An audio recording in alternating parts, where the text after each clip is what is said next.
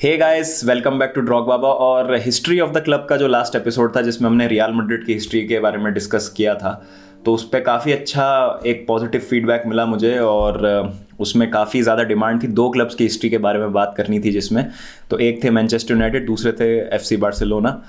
तो मैंने एक कम्युनिटी पोस्ट भी डाला, पोल डाला, उसमें मैंने पूछा आप लोगों से कि बार्सिलोना पे किया जाए या मैनचेस्टर यूनाइटेड पे किया जाए नेक्स्ट एपिसोड। तो रिजल्ट्स वर एग्जैक्टली 50-50। तो वी हैव डिसाइडेड कि Mohak will be covering Manchester United's history, और 1MUFC पे उनका एक एपिसोड आएगा जिसमें पूरा कॉम्प्रिहेंसिवली बताएंगे मैनचेस्टर यूनाइटेड के बारे में from its early years to the modern history. तो प्लीज़ आप वो चेकआउट करें, I am sure it is going to be a really awesome video.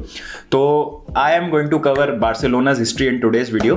तो बार्सिलोना के बारे में जानने के लिए थोड़ा सा हमको एक कॉन्टेक्स्ट में लेनी पड़ेगी चीज़ कि बार्सिलोना जो है वो कैटलूनिया का कैपिटल है। अब कैटलूनिया जो है एक ऑटोनॉमस कम्युनिटी है जो स्पेन के नॉर्थ ईस्ट कोस्ट का पार्ट जो है उसको कंप्राइज करती है। और अभी काफ़ी कॉन्फ्लिक्ट चल रहा है, मैं उस कॉन्फ्लिक्ट को डिटेल में एक्सप्लेन नहीं करूँगा, बट हाँ, कैटलूनिया अपने आप को स्पेन से एक अलग एंटिटी मानता है और बार्सिलोना जो है वो वहाँ का कैपिटल है। तो अगर आपको उसके बारे में जानना है तो उसके बारे में हम एक सेपरेट वीडियो में डिस्कस करेंगे, बट मैं आपको एक थोड़ा सा कॉन्टेक्स्ट दे रहा था क्योंकि ये चीज़ आगे वीडियो में काम में आएगी जब मैं अब कुछ चीज़ों को डिस्कस करूंगा। तो क्लब की शुरुआत होती है 1899 में, जब स्विट्जरलैंड के रहने वाले हांस गैम्पर, तो उन्होंने एक लोकल एडवर्टाइजमेंट डाला, स्पोर्ट्स नोट लॉस डेपोर्टिस जिसको बोलते हैं, कि हमको एक फुटबॉल क्लब बनाना है which would be based out of Barcelona. तो प्लीज़ आप लोग आएँ और एक मीटिंग करते हैं और देखते हैं कि हम क्या अचीव कर सकते हैं। कुछ महीने भर बाद 11 लोगों ने वो मीटिंग अटेंड करी और इस क्लब का जो है जन्म होता है और Barcelona, FC Barcelona comes into existence. Walter wild पहले प्रेसिडेंट बने क्लब के ऑफिशियल, जिन्होंने 1899 से लेके 1901 तक क्लब की प्रेसिडेंसी संभाली। और अर्ली ईयर्स में फेयरली सक्सेसफुल था क्लब। कैंपियोनाट दे कैटलूनिया करके एक टूर्नामेंट होता था, वो उन्होंने जीता, और कोपा डेल रे में भी ठीक ठाक परफॉर्मेंसेस थी बार्सिलोना की तब। और 1902 में बार्सिलोना ने अपनी पहली ट्रॉफी जीती जिसका नाम था कोपा मकाया, और पहले कोपा डेल रे के फाइनल तक भी वो पहुंचे थे, बट अनफॉर्चुनेटली वो हार गए थे 2-1 से, बिस्काया नाम का एक क्लब था उससे। 1908 में हांस गैम्पर, जो अब जोआन गैम्पर के नाम से जाने लगे थे, जी हाँ, जोआन गैम्पर, जिनका हम बारसा की हिस्ट्री में सबसे ऊपर नाम रखते हैं, the founder of the club. तो ये हांस गैम्पर वही जोआन गैम्पर है जिन्होंने क्लब की स्थापना करी थी। और जोआन गैम्पर ट्रॉफी जो हुई थी शुरू में जब सीजन स्टार्ट हुआ था, यूवेंटस और बार्सिलोना का जो मैच हुआ था, अगर आप लोगों को याद हो इसी सीजन, तो वो इन्हीं को ही कमेमोरेट करता है और इन्हीं की याद में एक ये ट्रॉफी की जाती है इनको ऑनर करने के लिए। तो इनिशियल ईयर्स तो थोड़े बहुत सक्सेसफुल रहे थे, लेकिन 1908 तक आते आते क्लब थोड़ा सा डेस्पिरेशन में चला गया था, क्योंकि ऑन द पिच तो स्ट्रगल चल ही रहा था क्लब का, बट उसके अलावा ऑफ द पिच भी फाइनेंशियली बहुत ज़्यादा स्ट्रगल कर रहा था क्लब। तो जोआन कैम्पर ने डिसाइड किया कि वो अपने हाथ में लेंगे क्लब की कमान और वो खुद प्रेसिडेंट बनेंगे इस क्लब के, और इस क्लब को बचाएंगे और इसको एक नया डायरेक्शन देंगे। एक मीटिंग में उन्होंने कहा, Barcelona can not die and must not die, if there is nobody who is going to try then I will assume the responsibility of running the club from now on. तो उन्होंने खुद club की कमान संभाली और उसका positive result भी हमको देखने को मिला। तो उन्होंने 5 सेपरेट ओकेजन्स पे 1908 से लेके 1925 तक क्लब के प्रेसिडेंसी संभाली, और टोटल वो 25 साल क्लब के प्रेसिडेंट रहे। और उनका सबसे बड़ा अचीवमेंट इस सब में ये था कि बार्सिलोना जो है थोड़ा सा फाइनेंशियली स्टेबल हुआ और अपने स्टेडियम में मूव कर पाए वो लोग। 1909 में बार्सिलोना कैम्प दे ला इंडस्ट्रिया में मूव किया, जिसकी कैपेसिटी सिर्फ 8,000 लोगों की थी, तो वो बार्सिलोना का 1909 में होम ग्राउंड बना। और इस चीज़ को सेलिब्रेट करने के लिए एक लोगों का कॉन्टेस्ट अनाउंस हुआ कि भाई लोग आएँ और कम्युनिटी के लोग आएँ और लोगों अपने अपने सबमिट करें जो उनको लगता है कि एफसी बार्सिलोना को रिप्रेजेंट करेगा। कार्लेस कोमामाला वो कॉन्टेस्ट जीते, उन्होंने एक क्लब का बैज डिज़ाइन करके दिया और वो डिज़ाइन आज तक यूज़ कर रहा है क्लब। जी हाँ, थोड़े से उसमें वेरिएशंस रहते हैं, ओवर द ईयर्स थोड़े से वेरिएशंस रहे हैं उसमें, लेकिन mostly the design is same. तो एक बहुत ही अच्छा उन्होंने क्लब का क्रेस्ट डिज़ाइन करके दिया। 100 साल से ज़्यादा हो गए, लेकिन वो क्रेस्ट आज तक यूज़ कर रही है एफसी बार्सिलोना की टीम। नए स्टेडियम के इनॉग्रेशन के बाद एक नया टूर्नामेंट का आगाज़ हुआ जिसका नाम था पायरनीज कप, और उसमें सदर्न फ्रांस की कुछ टीमें और कैटलूनिया रीजन की टीमें जो थी, जो मैंने बताया अभी थोड़ी देर पहले आपको, नॉर्थ ईस्ट कोस्ट के आसपास, उस रीजन की सब टीम्स खेलती थी। और वो बार्सिलोना ने लगातार 4 बार जीता 1910 से लेकर 1913 तक, और वो उस टाइम का one of the most prestigious cup competition माना जाता था। कार्लेस कोमामाला जिन्होंने क्लब का लोगो डिज़ाइन किया था वो मैनेजर भी बने क्लब के, और उनकी लीडरशिप में बार्सिलोना ने 4 पायरनीस कप जीते।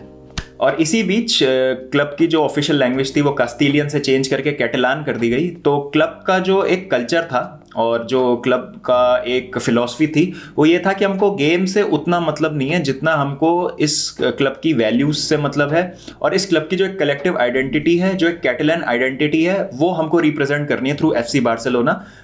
गेम पे उतना ज़्यादा फोकस उस टाइम था नहीं, it was more about representing the culture of Catalonia. तो जैसा मैंने आपको थोड़ी देर पहले बताया था कि कैटलूनिया एक ऑटोनॉमस कम्युनिटी है, तो वो एक अपने आप को अलग ढंग से रिप्रेजेंट करने का जरिया देखते थे FC बार्सिलोना का, जो अभी तक इस क्लब की रूट्स में और इसके कल्चर में विजिबल है कहीं ना कहीं। 1917 के बाद हम देखते हैं कि जोआन गैम्पार बहुत अच्छी तरीके से मोबिलाइज कर लेते हैं लोकल क्राउड को, और मोर देन 20,000 मेंबर्स जो हैं वो बार्सिलोना का पार्ट बन जाते हैं, और फाइनेंशियली बहुत ज़्यादा सपोर्ट मिलता है क्लब को। ऑन द पिच भी परफॉर्मेंसेज हैं जो धीरे धीरे इंप्रूव होती हैं, और 1922 में क्लब जो है नए स्टेडियम में मूव कर जाता है जिसका नाम है लेस कोर्टेस, जिसकी कैपेसिटी 30,000 थी, जो कि एक्सपेंड करके कुछ सालों के बाद 60,000 की कर दी जाती है, which was a massive step in the advancement of FC Barcelona as a football club. Gamper ने जैक ग्रीनवेल को फर्स्ट फुल टाइम कोच बनाया बार्सिलोना का, और ऑन द फील्ड भी हमको काफ़ी सक्सेस देखने को मिली इस पीरियड में। और जोआन गैम्पार के एरा में बार्सिलोना ने 11 कैंपेनाट्स दे कैटलूनिया, 6 कोपा डेल रे और 4 पायरनीस कप जीते, और पहली आप कह सकते हैं कि ये गोल्डन एज थी बार्सिलोना की हिस्ट्री में, जो ये अर्ली ईयर्स थे इनके।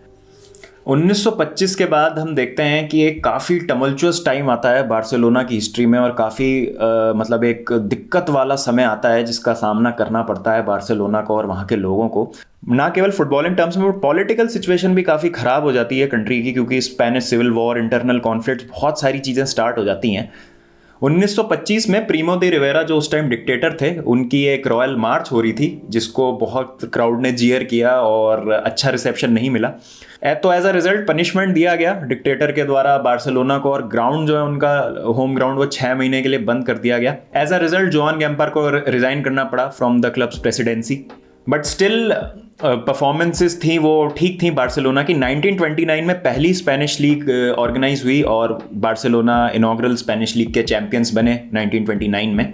Of the field financial conditions ठीक नहीं थी बार्सिलोना की, और क्योंकि पॉलिटिकल टेंशन इतना ज़्यादा था तो क्लब के अराउंड जितने लोग थे उनको काफ़ी हैरेस किया जा रहा था, और अनफॉर्चुनेटली इस सब से परेशान होकर जोआन गैम्पार ने 1930 में सुसाइड कमिट कर लिया, विच was a very dark period in the clubs history. और काफ़ी डिप्रेस थे वो, क्योंकि फाइनेंशियली भी क्लब जो है वो बहुत ज़्यादा स्ट्रगल कर रहा था, और पॉलिटिकल सिचुएशंस भी जो क्लब को है वो अपने हिसाब से ऑपरेट नहीं करने दे रही थी। तो एक फ्रीडम भी नहीं थी FC बार्सिलोना के पास बिकॉज ऑफ द डिक्टेटरशिप जो स्पेन में चल रही थी उस टाइम पे, और फाइनेंशियली भी जो क्लब का सपोर्ट है वो छीना जा रहा था उनसे। अब जैसे हम 1930s में एंटर करते हैं, ऑल्दो क्लब अभी भी चल रहा था, बट डिक्लाइन स्टार्ट हो गया था FC बार्सिलोना को, क्योंकि लीडरशिप कोई थी नहीं, कोई स्ट्रॉन्ग प्रेसिडेंट था नहीं जो टो टू टो जाए वो डिक्टेटरशिप।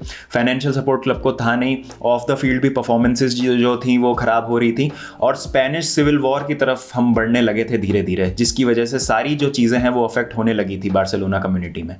मैचेस में अटेंडेंस ड्रॉप होने लगी क्योंकि पॉलिटिकल प्रेशर बहुत ज़्यादा था, बट उसके बावजूद कैंपियोनाट दे कैटलूनिया जीता बार्सिलोना ने 1930, 31, 32, 34, 36 और 38 में। तो ये काफ़ी अच्छी परफॉर्मेंस थी despite of the pressure that was being put on them externally.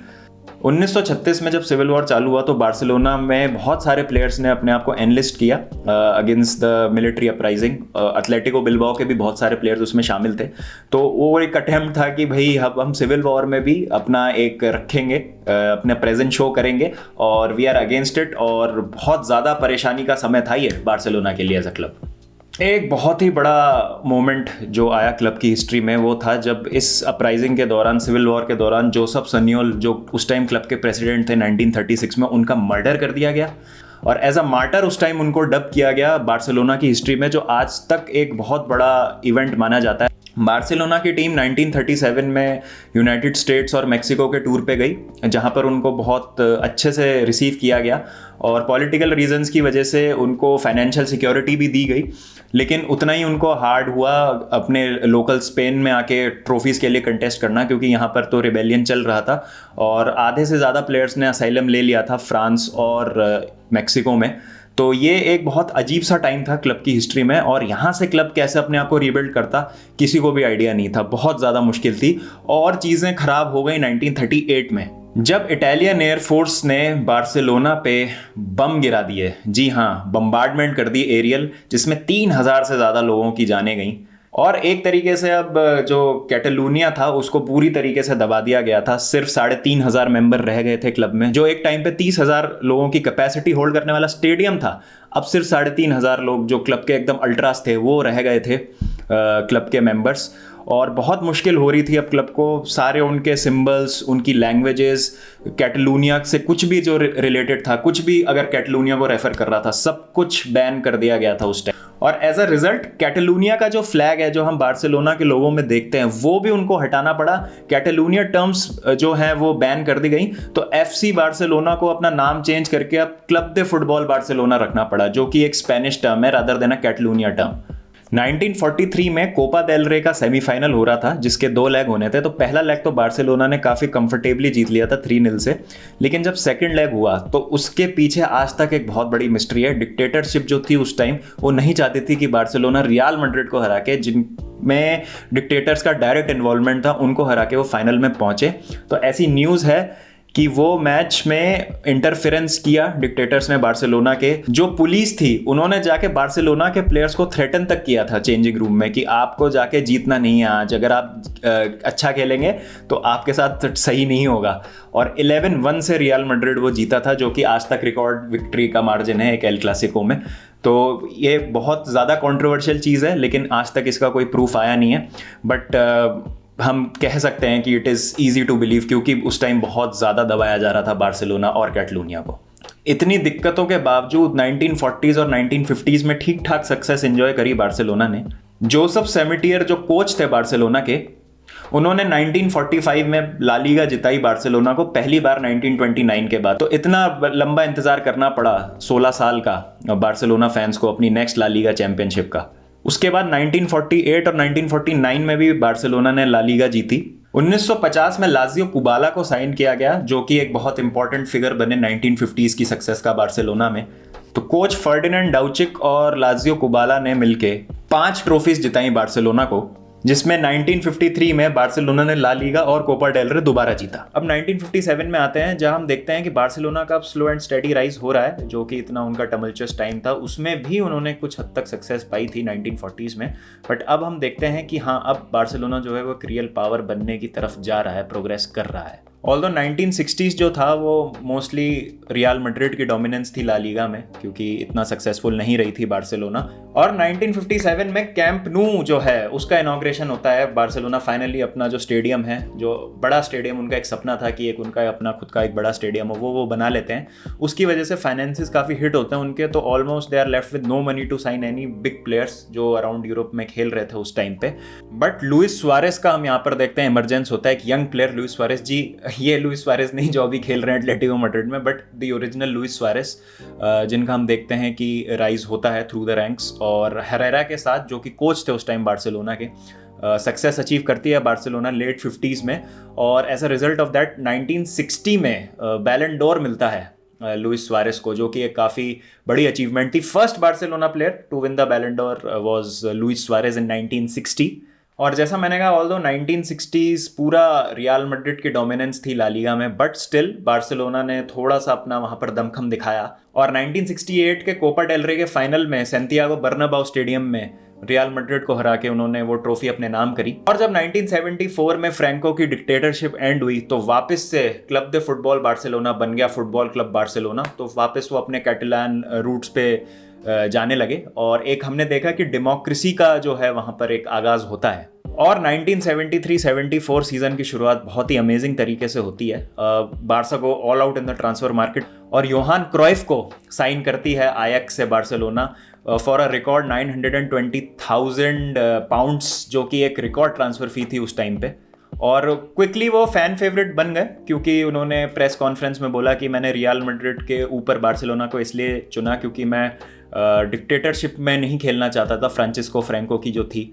तो मैं एक वैल्यूज़ वाले क्लब के साथ अपने आप को एसोसिएट करना चाहता हूँ और वही मैंने किया। तो एक फ़ैन फेवरेट बन गए वो आते ही, और ऑन द फील्ड भी उन्होंने कमाल करके दिखा दिया बार्सिलोना के लिए। और आते ही 73-74 सीज़न की ला लीगा जीती बार्सिलोना ने, जिसमें से एक उनकी फेमस विन थी जिसमें उन्होंने सैंटियागो बर्नाबाओ में 5-0 हराया था रियल मैड्रिड को।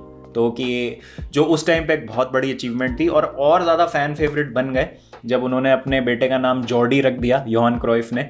जॉर्डी एक लोकल सेंट थे वहाँ पर, सेंट जॉर्ज उनका नाम था। तो वो एकदम ही रंग चुके थे बार्सिलोना के रंग में।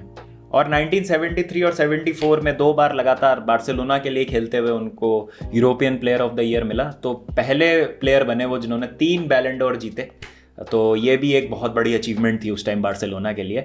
फिर हम देखते हैं थोड़ा सा एक स्टेबिलिटी का और एक अच्छी फाइनेंशियल कंडीशन का जो टाइम है वो आता है बार्सिलोना में, क्योंकि अब डेमोक्रेसी आ चुकी है, डिक्टेटरशिप हट चुकी है। तो 1978 से हम देखते हैं, क्योंकि थोड़ा सा डेमोक्रेसी की तरफ जा चुका है सीन पूरा, तो प्रेसिडेंसी इलेक्शन जो है वो रेगुलर चीज़ हो जाती है। कोई एक बंदे के पास अब नहीं रहता है कंट्रोल क्लब का। तो जोसेफ लुइस नूनेज आते हैं, क्लब के प्रेसिडेंट बनते हैं 1978 में, और सबसे पहला काम जो वो करते हैं वो, और 1979 में एक फार्मर का हाउस था बहुत पुराना, उसको खरीद लेते हैं, जिसको आज हम ला मासिया के नाम से जानते हैं, which is one of the world's best academy, if not the best. मतलब मेरे हिसाब से, in my personal opinion, it is the best academy. सबसे अच्छे प्लेयर्स निकाल के दिए हैं वर्ल्ड फुटबॉल को ला मासिया ने। तो ला मासिया का मतलब होता है इंग्लिश में द फार्म हाउस। तो फार्म हाउस मतलब लोग कंफ्यूज हो जाते हैं, उनको लगता है the academy, but La Masia means the farm house. तो फार्म हाउस उन्होंने खरीदा, जो डॉर्मेट्री बनाई, जिससे यंग प्लेयर्स जो आ रहे हैं बार्सिलोना की अकेडमी जब स्टैब्लिश हुई वो वहाँ रहें, वहाँ ट्रेन करें और उनको बार्सिलोना स्टाइल ऑफ फुटबॉल में कोच किया जाए। और वो एक बेस बनाने के लिए बहुत ज़्यादा इंपॉर्टेंट रहा। और जो एक इम्पॉर्टेंट पॉलिसी थी नूनेस की, वो ये थी कि जो भी हाई वेज डिमांड कर रहे हैं प्लेयर्स, उनको जाने देना है, उनकी डिमांड्स को मीट नहीं करना है। Clubs financial stability was the most important thing, जो आयरॉनिकली आज हमको दिखती नहीं है। तो बहुत बड़े बड़े नाम जैसे डिएगो मैराडोना, रोनाल्डो, रोमारियो, इन सब प्लेयर्स को उन्होंने जाने दिया क्योंकि वो बहुत ज़्यादा वेज डिमांड कर रहे थे। बट नूनेस को ला मासिया पे भरोसा था, उनको अपनी रूट्स पे, अपने सिस्टम पे बहुत ज़्यादा भरोसा था, और जिसकी वजह से बार्सिलोना को सक्सेस भी बहुत ज़्यादा मिलती रही और एक स्टेबिलिटी हमको दिखी। फाइनेंशियली क्लब बहुत ज़्यादा स्ट्रॉन्ग हो गया इन सब डिसीजंस की वजह से। तो इसका पूरा क्रेडिट जो है वो नूनियस को जाना चाहिए। 1982 में डिएगो मैराडोना को 5 मिलियन पाउंड की फीस पे बोका जूनियर से साइन किया, जो कि उस टाइम पे बहुत बड़ी एक ग्लैमरस साइनिंग थी, और काफ़ी खुश हुए फैंस कि बार्सिलोना के लिए खेलने आए हैं डिएगो मैराडोना। और उसके जस्ट बाद बार्सिलोना ने रियल मैड्रिड को हरा के फिर कोपा डेल रे अपने नाम किया। लेकिन ऑल्दो बार्सिलोना के लिए ज़्यादा लंबे टाइम तक खेले नहीं मैराडोना, क्योंकि वो फिर नापोली के लिए चले गए खेलने।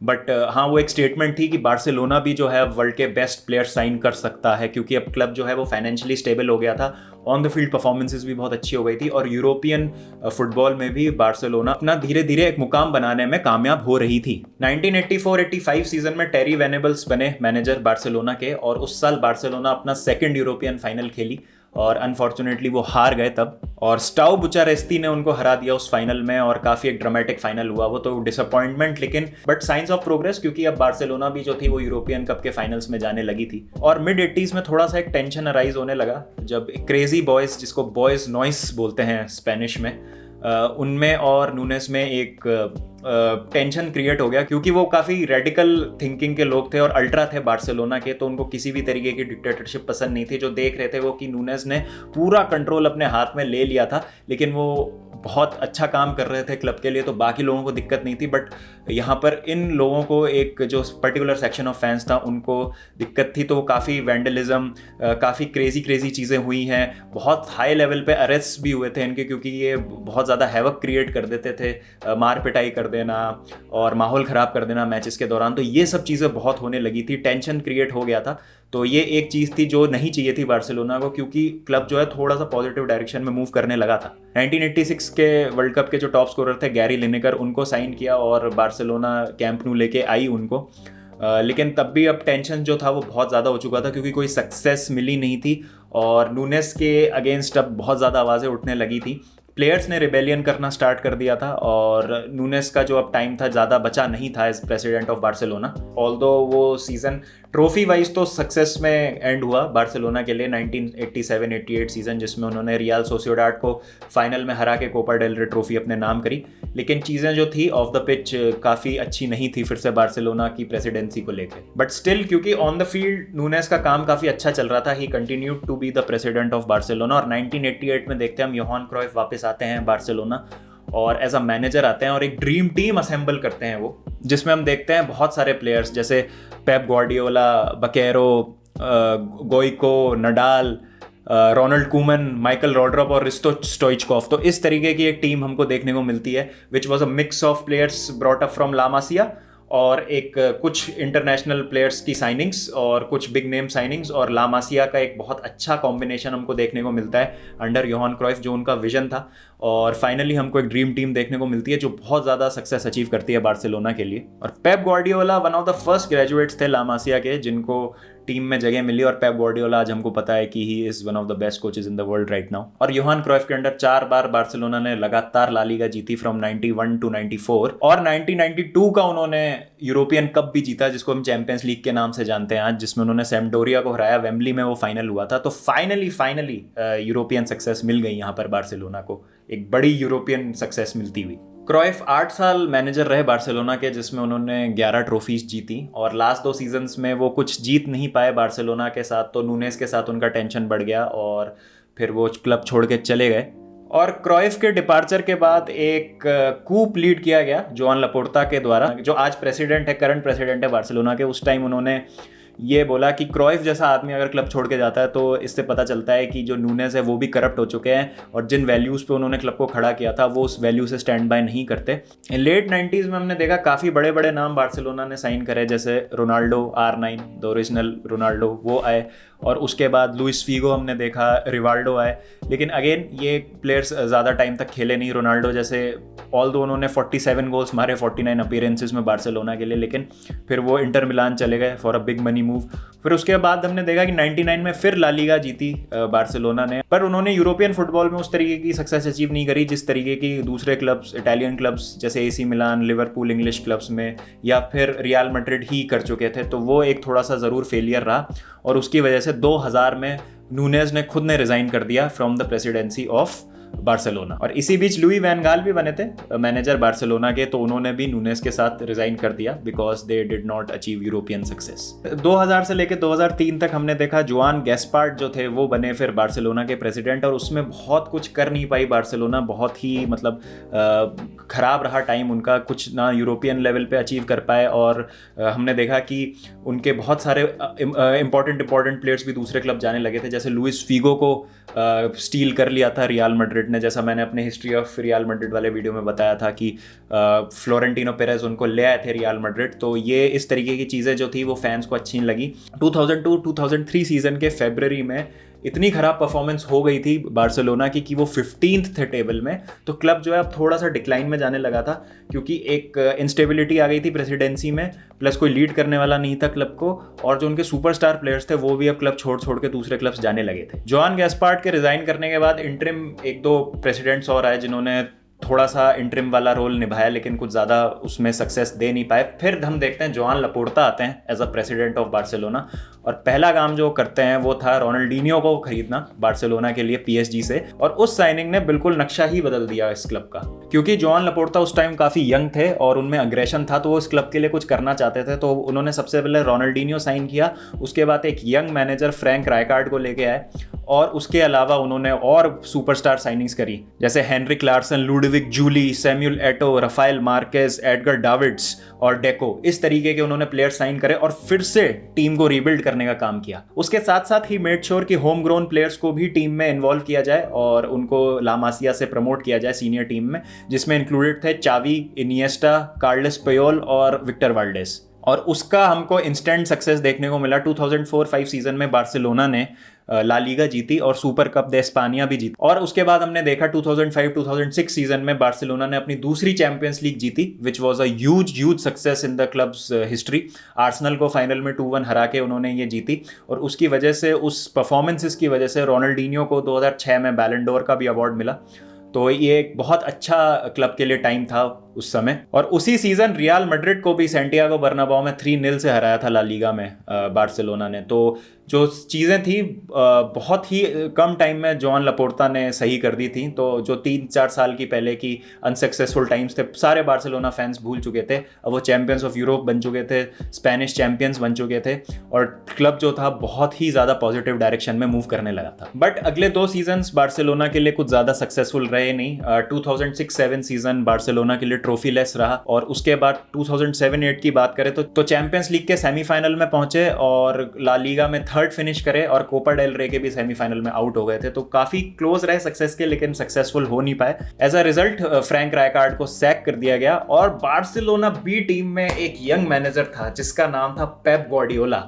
उनको प्रमोट किया जाता है 8-9 सीजन की स्टार्टिंग में और उनको टीम में लेके आया जाता है मॉडर्न एरा की। अब हम आ चुके हैं मॉडर्न एरा में and the Pep Guardiola era has begin in Barcelona.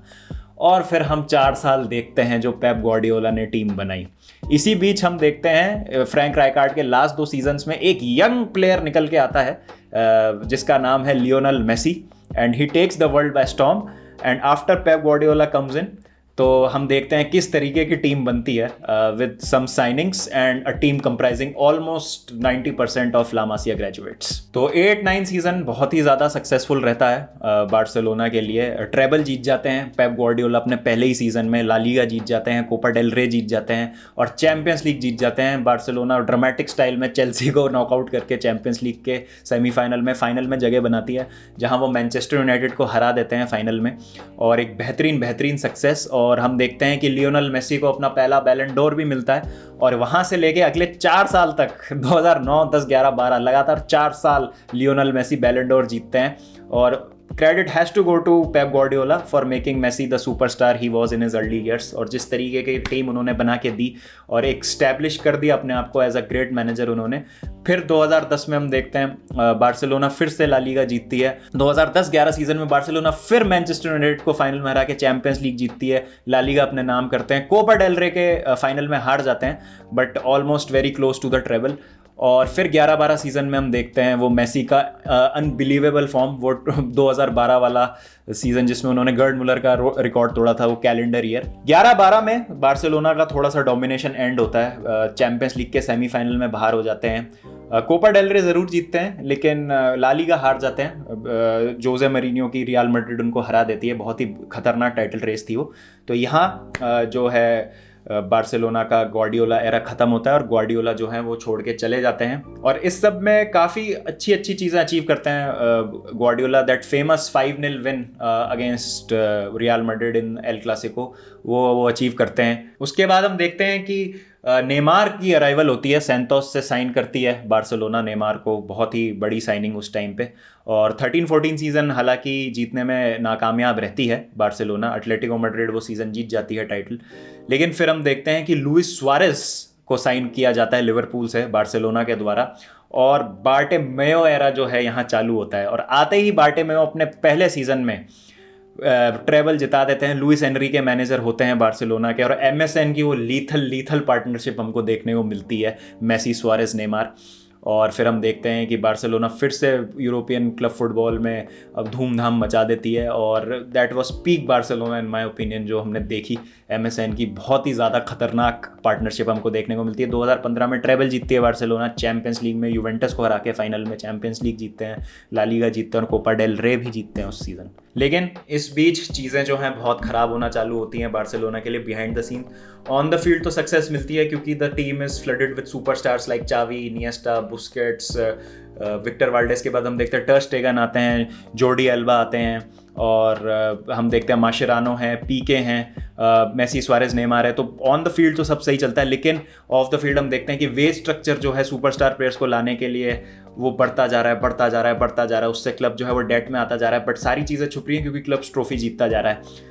चालू होती है दिक्कत जब नेमार का ट्रांसफ़र होता है। नेमार छोड़ के चले जाते हैं PSG बार्सिलोना को 2017 में और ह्यूज मनी ट्रांसफ़र होता है। आज till date it's the most expensive transfer in club football history. 200 million euro से भी ज़्यादा की डील होती है जिसमें नेमार छोड़ के चले जाते हैं बार्सिलोना PSG के लिए।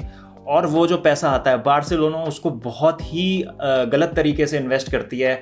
हम देखते हैं big money signings for players like Ousmane Dembele, Philippe कोटिन्यो और फिर उनको बहुत ज़्यादा वेजेस देना, जिसकी वजह से बार्सिलोना का जो वेज स्ट्रक्चर है पूरा ख़त्म हो जाता है। उसके बारे में मैंने वीडियो बनाया था जब बात करी थी PSG जब गए थे मेसी, तब मैंने उसमें थोड़ा सा टच अपॉन किया था उन पॉइंट्स पे, और जब रोनाल्ड कूमन को भी सैक किया जा रहा था। तो ये तो बहुत रीसेंट केसेस हैं। अर्नेस्टो वेलवर्डे बनते हैं लुइस एनरिके के बाद कोच बार्सिलोना के, उनको टाइटल भी जिताते हैं 17-18 का और 18-19 का। और वो फिर एक वो इनफेमस लॉस आती है against Liverpool in the 18-19 champions league campaign, जिसमें 3-0 से लीड कर रही थी बार्सिलोना फर्स्ट लेग में गोइंग इनटू एनफील्ड, और एनफील्ड में मेजर प्लेयर्स मिसिंग थे लिवरपूल के। मोहम्मद साला नहीं खेल रहे थे, रॉबर्टो फर्मिनो नहीं खेल रहे थे, फिर भी लिवरपूल ने वहाँ पर 4-0 से हरा के बार्सा को one of the most dramatic comebacks किया। कमबैक वैसे बार्सिलोना ने भी किया था, that famous 6-1 win against PSG in the 16-17 season, काफ़ी फेमस है वो। ऊना एमरी की PSG को हराया 6-1 उन्होंने, और 4-0 डाउन से कमबैक किया था लुइस एनरिके की बार्सिलोना ने। बट मेजर यूरोपियन सक्सेस 2015 के बाद मिली नहीं, चैंपियंस लीग जीतने में आज तक नाकामयाब है। लास्ट चैंपियंस लीग 2015 में जीती थी बार्सिलोना ने, उसके बाद कोई चैंपियंस लीग नहीं जीती। और जो मैंने अभी बताया, फिर स्कैंडल्स होते हैं, बार्टिमेओ का नाम आता है, ब्यूरोफैक्स स्कैंडल होता है जिसके बारे में हम डिटेल में डिस्कशन कर चुके हैं, और भी चीज़ों में उनका इन्वॉल्वमेंट होता है, करप्शन में इन्वॉल्वमेंट होता है, ड्रेन कर दिया जाता है क्लब को फाइनेंशियल रिसोर्सेज से। और हम देखते हैं the unbelievable happens in 2021, which brings us to the departure of Lionel Messi, an absolutely heartbreaking moment for all the Barcelona fans and even neutral fans like me। जब एक बच्चा जो शुरू से बड़ा हुआ है और वो क्लब छोड़ के जाता है तो कैसा लगता है। तो ये एक यहाँ पर बार्सिलोना का जो क्लब है फिर दिक्कत में आ जाता है।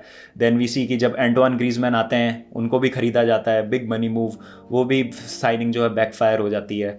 और अभी हम एट प्रेजेंट स्टेट देखें तो एर्नेस्टो वेलवर्डे के बाद कीके सेटियन आए थे एज अ मैनेजर, वो 8-2 बायर्न का डेमोलिशन, वो अगेन एक memory which haunts Barcelona fans till this day. और उसके बाद हमने देखा कि रोनाल्ड कूमन को बनाया गया मैनेजर, जिन्होंने एक सीज़न थोड़ा सा ठीक रखने की कोशिश करी बार्सिलोना को। 2021 सीज़न में कोपा डेल रे जीता बार्सिलोना ने, 3rd फिनिश किया ला लीगा में। लेकिन ये जो अभी सीज़न चल रहा है उसमें हमने देखा कि स्टार्ट बहुत अच्छा नहीं रहा, मेसी चले गए तो टीम एकदम बिखर गई। रोनाल्ड कूमन पे हमने बहुत डिस्कशन करी है ऑलरेडी, तो उसके आपको मैं लिंक्स फ्लैश कर दूंगा, सारे स्क्रीन पर आ रहे होंगे। और अभी चावी हर्नांडेस, एक लामासिया ग्रेजुएट, वो है मैनेजर क्लब के, और क्लब अब it's looking to rebuild itself. तो from being absolutely down to reaching the heights of European football, then coming down a bit, then reaching the heights of European football, और अभी फिर से जो है थोड़ा सा डाउन पे है अभी बार्सिलोना का जो ट्रेंड है। तो यूं रहा है बिल्कुल ग्राफ बार्सिलोना का एज अ क्लब देखें। लेकिन बार्सिलोना की रूट्स और उनकी हिस्ट्री भी यही रही है कि whenever they are down they have found a way out, और बहुत उनके off the field political operations और सारी चीज़ें रही हैं, but still somehow they have found themselves on the top. और उम्मीद करते हैं बार्सिलोना फैंस के लिए एज न्यूट्रल फैंस भी कि बार्सिलोना जिस भी अभी मैस में है उससे निकल के आए और एक अच्छा गेम दिखाएं हमको on the field, of the field उनकी जो सिचुएशंस हैं वो बेटर हो, और ये हमको देखने को मिले कि Barcelona is able to rebuild themselves. एक छोटा सा फैक्ट यहाँ पर यह है कि बार्सिलोना की जो किट है, जो रेड और ब्लू कलर को कंप्राइज करती है, ब्लाउ ग्राना जिसको कहते हैं, the striped kit, blau means blue and grana means deep red.